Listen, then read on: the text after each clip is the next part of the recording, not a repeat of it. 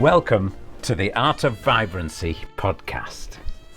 It's a place where inspired experts distill their brilliance down into simple, practical advice that you can use right away. It's 8 minutes, it's 4 questions, and it's one practical piece of advice that you can put into use today. Hi everybody, hi my friends, and welcome to another episode of the Art of Vibrancy podcast. Have we got a treat for you today? We've got this very wise young man with us today, Bryan Gryn. Bryan, how are you? Where are you from today? Where are you speaking from?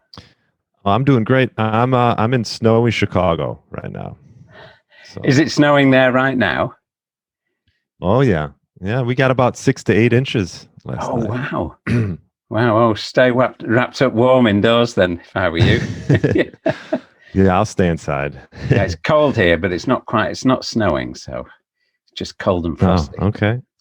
Anyway, let me tell our audience a little bit about you, Bryan.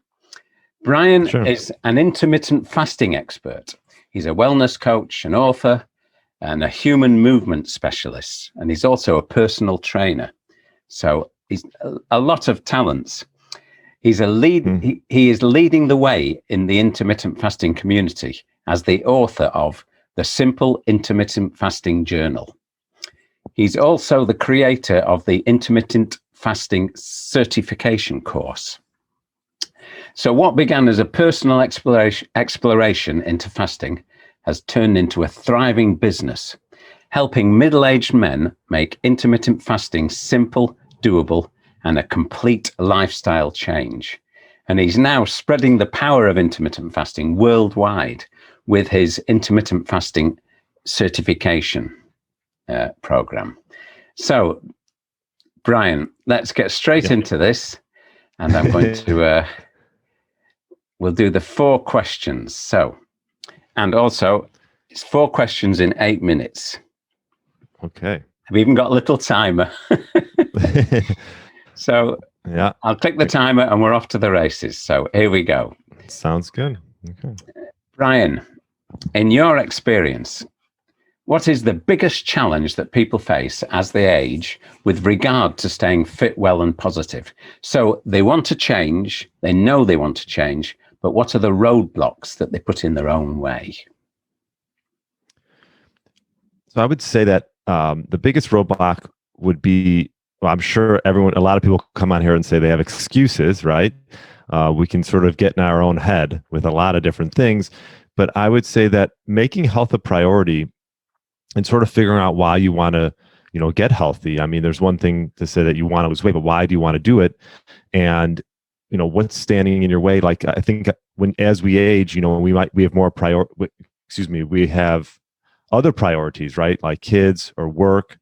And I think the key is to realize that having kids shouldn't be used as an excuse to work out, but it should be a reason as to why you should work out. And so I would say that is a very big roadblock that a lot of people get into. Yeah. Yeah. So they use excuses. Yeah. So, I mean, there's a lot of different excuses I guess people can use. But I think what happens is you have other responsibilities as you get older, and you sort of put your health on the back burner. And really, it shouldn't be, right? Because if you're not healthy, then you can't care for your kids, and you can't do work. I mean, so it should be that should be right up there as your 1A or 1B priority.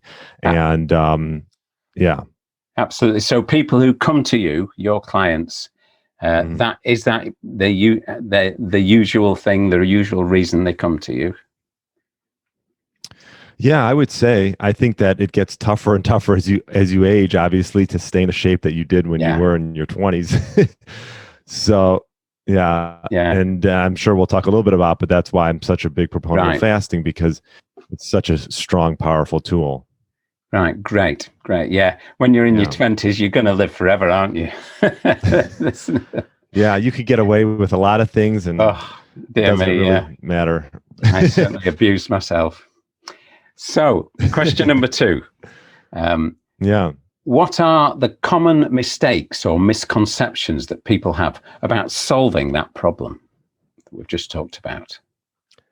Yeah, I would say that, obviously you talk about diet. I think a lot that gets put out there is, what should you eat? And I think the question should maybe be changed a little bit as to when you should eat. And people don't ask that question enough because, yes, obviously it's important what you should eat. There's a lot of different camps out there, right? You have the keto and carnivore and, a low fat and vegan but whatever camp you're in, I think that one thing that you can change that can be sort of a simple change over time is when you're eating and that window and your fasting and feasting windows. And I think that can make a big difference to help, with controlling weight and even losing weight. Right. And does it matter what I'm sure you agree that we should be eating healthy organic foods, but does it matter whether it's meat or vegetables, or have you got a preference with the type of diet? Some people can, some people during the eating window, it helps to have satiating, nutrient dense foods. And so there's different arguments regarding that, but some people cannot tolerate plants. And so I would say that to get your best bang for your buck, if you're not opposed to eating meat, I would say, nose to tail is becoming really popular. And that's how I eat, and it's satiating, and you get some fat, moderate fat, and a decent amount of protein. And so if you're going to fast for the next however many hours, it makes it a lot easier as opposed to perhaps having something that's a little more starchy and high carb. Right. It's fascinating, this. I mean, we could talk for hours about this. 8 minutes. We've got 3 minutes left. So the final two. I know. Questions. I'm trying to, not get too long here. Yeah, and I'm thinking of all these things I want to ask you about. Anyway, we'll crack on. So, Bryan, what is the number one tip that you could give to our audience to help them today? So, a tangible, specific action that they could implement right away. What could they do now? So what I would say is, let's stick with fasting in the sense that if you're normally used to eating breakfast, lunch, dinner, and snacking in between, let's take one step forward and cut out snacking. And this could be a big deal for a lot of people. I mean, I used to snack a lot, but I think that's a good first step before you start getting into fasting for, 15, 16, 17, 18, 20 hours, whatever it is eat your 3 meals, but in between the meals, you can have, perhaps some coffee or some tea, but let's not have anything with any caloric value in between those meals. And I think that's a good starting point if you want to start getting into some longer fasts throughout the day. Right. I like that. So that's a simple thing. Don't snack in between meals.